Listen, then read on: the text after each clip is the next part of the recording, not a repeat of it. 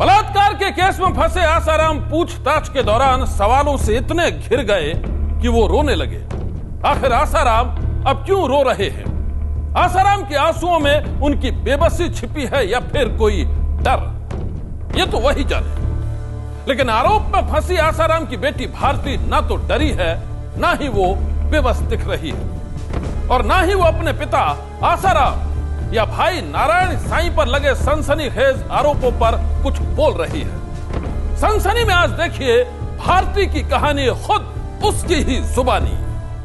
Attention please, अनंत राष्ट्र की यात्रा करने वाले यात्रियों से निवेदन है कि अपने सेवा, सत्संग और सुमिरन की स्वयं जांच कर ली। धन्यवाद। अनोखे अंदाज में प्रवचन देती दिख रही ये है आसाराम की बेटी भारती। वही भारती जिसे बलात्कार के केस में आरोपी नंबर 2 बनाया गया है। सूरत की युवती ने भारती पर आरोप लगाया था कि भारती आसाराम के लिए लड़कियां पहुंचाया करती थी। उसने आसाराम की पत्नी लक्ष्मी पर भी लड़कियां सप्लाई करने का आरोप लगाया था। इस सनसनीखेज खुलासे के बाद भारती कई दिनों से खामोश थी, लेकिन अदालत से अग्रिम जमानत मिलने के बाद पहली बार भारती एक बार फिर सामने आई है। एबीपी न्यूज को दिए इंटरव्यू में भारती ने सफाई देते हुए अपने ऊपर लगे आरोप को बेबुनियाद बताया। भारती जी, आपसे जानना चाहता हूं कि आप पर जो आरोप लगे हैं, जो सूरत की युवती ने जो केस दर्ज करवाया जिसमें कि आपके पिताजी के ऊपर, आपकी माताजी के ऊपर और यहाँ तक कि आपके ऊपर आरोप लगे हैं, आपकी पहली प्रतिक्रिया मैं जानना चाहता हूं कि इस आरोपों के बारे में क्या कहना है? देखिए, सबसे पहले तो मैं ये बताना चाहूँ कि कोई भी पत्नी और कोई भी बेटी कभी भी अपने पिता और पति के लिए ऐसा नहीं कर सकती जो एलिगेशंस लगाए गए हैं। इंस्टेड मेरे पास आकर यंगस्टर्स, लड़कियां खासकर चरित्र का निर्माण करती है। मेरे पास आकर लड़कियां बल लेती है, प्रेरणा लेती है, और मेरे जीवन को देखकर लोग अपना जीवन बदलने को तैयार हो जाती हैं। और मैं ऐसा काम करूं, मुझे खुद को हैरानी है इस बात की कि जहां आकर लोग ठीक हो जाते हैं, जहां आकर लड़कियां अपने चरित्र का निर्माण करती हैं, वो अपने पिता के लिए या कोई पत्नी अपने पति के लिए ऐसा कैसे कर सकती है? राम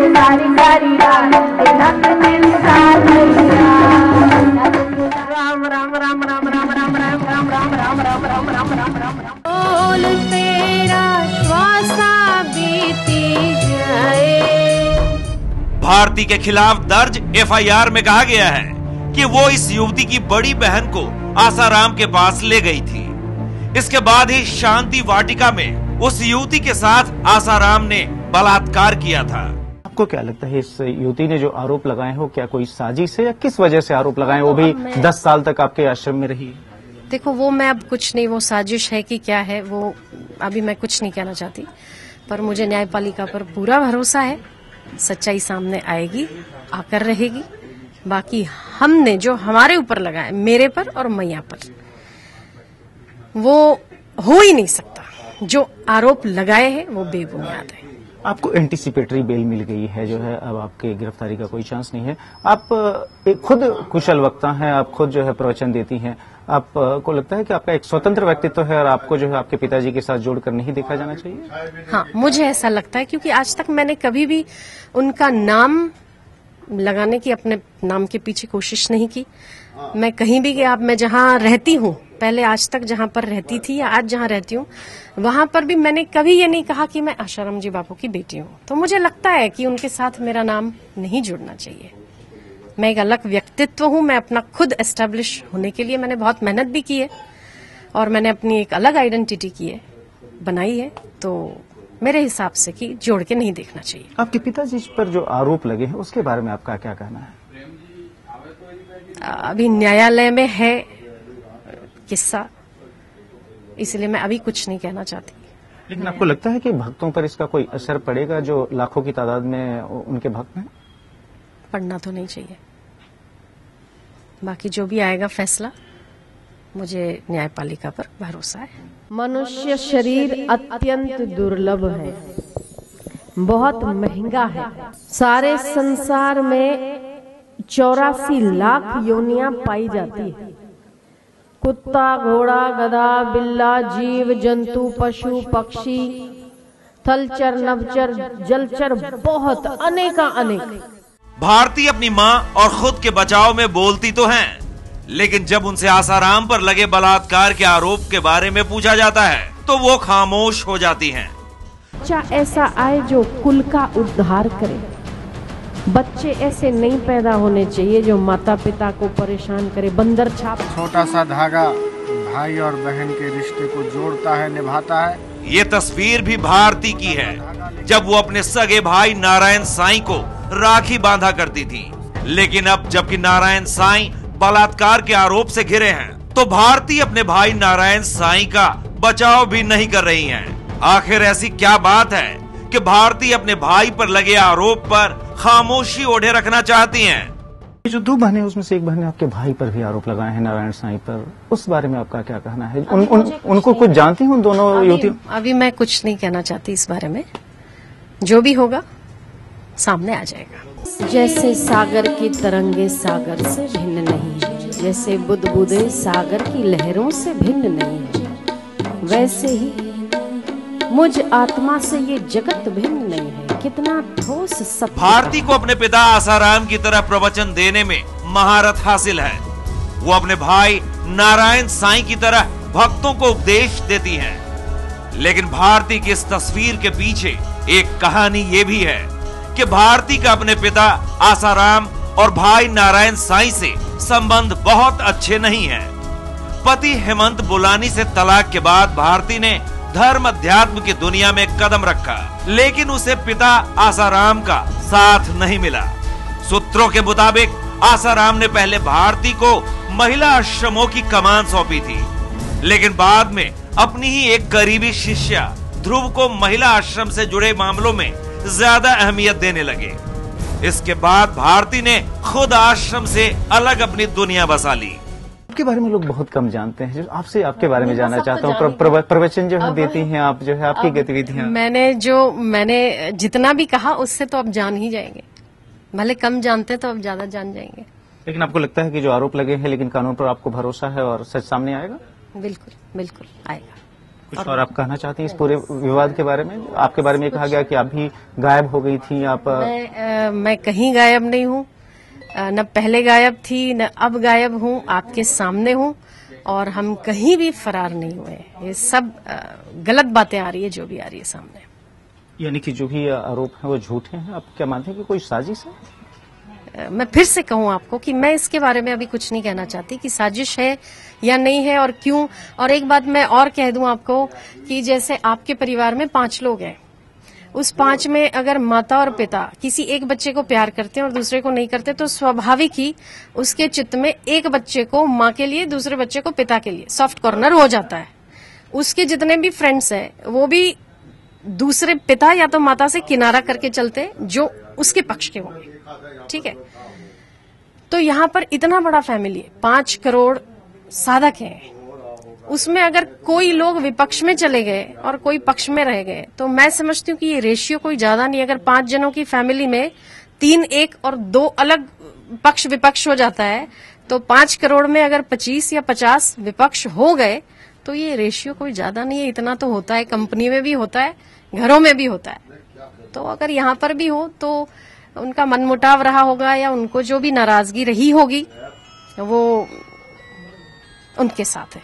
नाराजगी के कारणों का कुछ पता चल पाया कि आखिर क्यों लोग, जो लोग आपके साथ रहे वही अब जो सामने बयानबाजी करते हैं? वो तो वही जानते हैं, क्योंकि मैं तो बहुत सालों से आश्रम के मैनेजमेंट में, आश्रम के ट्रस्ट में नहीं हूँ, टच में भी नहीं हूँ, तो ये मैं नहीं बता सकती। महिला आश्रम से भी आपका कोई संबंध नहीं है जैसा कि आरोप लगा? करीब 16 साल से मैं नहीं हूँ, महिला आश्रम के मैनेजमेंट में भी नहीं हूँ और टच में भी नहीं। सूरज उगना छोड़ता है नहीं, काल अपना कार्य करना छोड़ता है। जिसको मारना है उसको मार के ले ही जाता है, जिसको जन्म देना है समय पर जन्म लेते ही हैं। नदियां रुकती नहीं, सूरज अपनी तपन छोड़ता नहीं, हवाएं अपना रुख मोड़ती नहीं, हवाएं भी चलती है, समय भी चलता है, काल अपना ग्रास भी मनुष्यों को बनाता है। तो भगवान नाम लेना क्यों रोका जाए, वो भी चलते रहना चाहिए। भारती अपने पिता आसाराम और भाई नारायण साईं पर लगे आरोप पर फिलहाल कुछ बोलना नहीं चाहती, जबकि आसाराम के समर्थक लगातार दोनों का बचाव कर रहे हैं। एक बार फिर से आपसे पूछना चाहूंगा, जो आरोप लगे आप पर, जो है जिस तरह की बातें कभी कोई सुन नहीं सकता, क्यों लगे इस तरह के आरोप? क्या उसके पीछे उस युवती की नीति हो सकती है? क्या वजह हो सकती है? बस भगवान सद्बुद्धि दे। सुना आपने एबीपी न्यूज पर भारती श्री की सफाई की, क्या कह रही थी वो इस पूरे वाकये के बारे में? उनका ये कहना है कि ये एक साजिश है और वो ये मानती हैं कि इसमें अदालत से इन्हें न्याय मिलेगा। बता दूं कि जो मामला सूरत की युवती ने दर्ज कराया है उसमें आरोपी के तौर पर इनका नाम भी रखा है और इस मामले पर पहली बार इस पूरे विवाद पर सामने आकर बोली हैं भारती श्री। वो दोनों औरतें दिल्ली के एक ही इलाके में रहती थी, दोनों की एक दूसरे से जान पहचान थी, लेकिन एक दिन अचानक दोनों औरतों के बीच छिड़ गई जंग और इस जंग का अंत हुआ तो कत्ल से। कत्ल कैसे हुआ, किन हालातों में हुआ, ये एक रहस्य है और अब डबल मर्डर के रहस्य में उलझी है दिल्ली पुलिस। दिल्ली के मोती नगर इलाके के इसी मकान के अंदर हुई है खूनी वारदात। दिल्ली पुलिस मामले की जांच में जुटी है। इलाके के लोगों के मुताबिक ये मकान है पेशे से नर्स सुदेश नाम की एक औरत का। सुदेश इस मकान में अपने पति और 3 बच्चों के साथ रहती हैं। जांच में दिल्ली पुलिस को पता चला है कि करीब 6 साल पहले ये मकान इलाके के ही रहने वाले मनोज नाम के एक बिल्डर ने सुदेश को दिलवाया था। तब से ही सुदेश और मनोज के बीच नजदीकियां बढ़ने लगी थी और यही बात मनोज की पत्नी रीना को खटकने लगी थी। सुदेश अपने घर पर थी, उसके साथ उसका 4 साल का बेटा आरव और 15 साल की बेटी कोमल भी मौजूद थे। दोपहर के तकरीबन 2 बजे थे। इसी दौरान रीना तनेजा सुदेश से बात करने के लिए उसके घर पहुंची।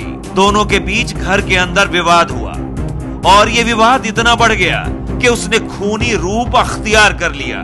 जांच में पुलिस को पता चला है कि रीना तनेजा अपने साथ चाकू लेकर आई थी। झगड़ा होने के बाद उसने सुदेश पर चाकू तान दिया। रीना के इस रवैये को देखकर सुदेश भी गुस्से से भर उठी और फिर उसने भी रसोई में काम करने वाला चाकू उठा लिया और फिर दोनों औरतों ने एक दूसरे पर चाकू से वार करने शुरू कर दिए।